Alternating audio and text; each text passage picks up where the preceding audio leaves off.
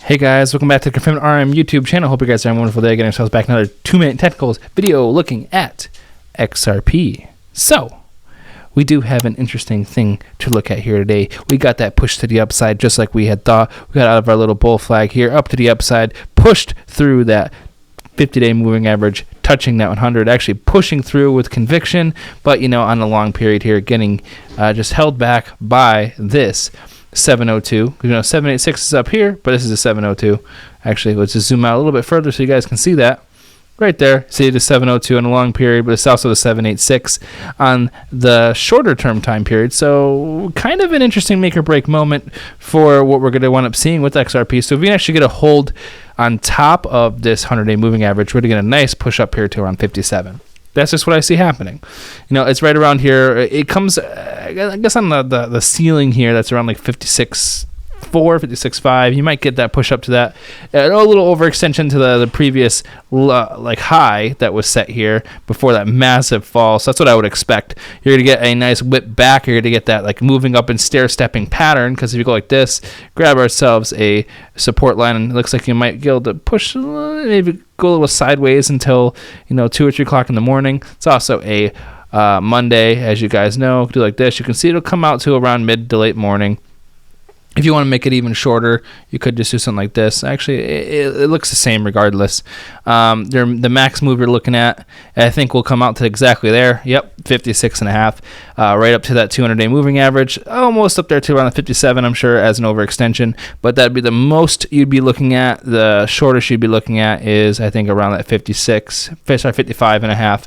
So, but if you see a nice snark retracement back down, looks like you're looking at down here to around that 52.7, that previous resistance now turned to support, and that's what we'll see for the next 24 hours.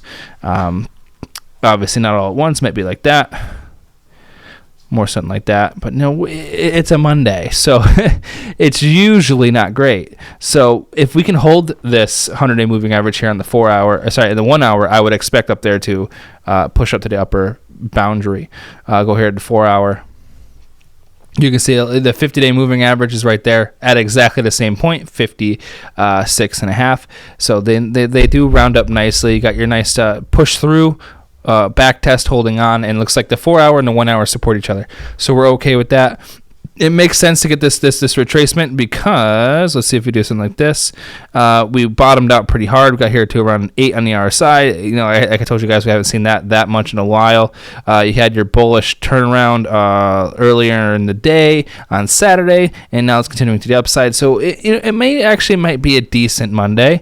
The RSI is neutral. It's a little bit oversold at 50 SI 48. So these are a couple indicators I use when determining something like this.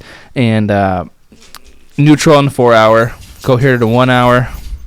We're not crazily over either. We're only at like a 60. So, we did get a little bit over right there on the 80. But we came back down to earth. We're kind of holding down.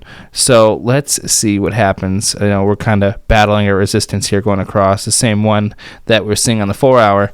But the 4 hour showing me at the moment, we got that the MACD showing that cross that happened late Saturday, around 6-7 o'clock at night.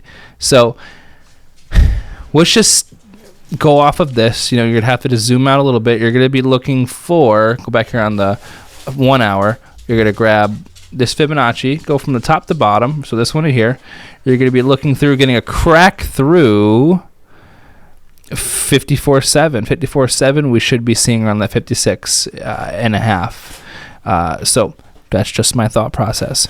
Works nicely because in turn you're holding that 100-day moving average, and you have a really large gap to fill right here. As you can see, it's coming in, swooping down right here. So you have this large gap to fill if it's able to break through and make that sort of price movement back down. But obviously, if it starts to head back down, you're going to start seeing this kind of maneuver sideways. You're going to first see the 50-day moving average as support, and then you'll get that full move down there. What this move is showing right here, from the length of here to here, just like what we always talk about. You have your full move, and then you have your initial move out of it, the latest touch, and then you have the one that formed it. So that's usually what I go by, your first and second moves. Just like I was saying, my thought process behind all this. So I see if we do get a crack through, I'm looking at 56.5, 57. Just keeping that on the table. But I hope you guys are having a good morning, afternoon, evening, wherever you are. Appreciate every single one of you. Hope you guys are all having a great weekend. And, they're going back to work, but that's A-okay, But hope you guys had some good time with your family. And remember, none of it's financial advice. And I'll see you guys on the next one.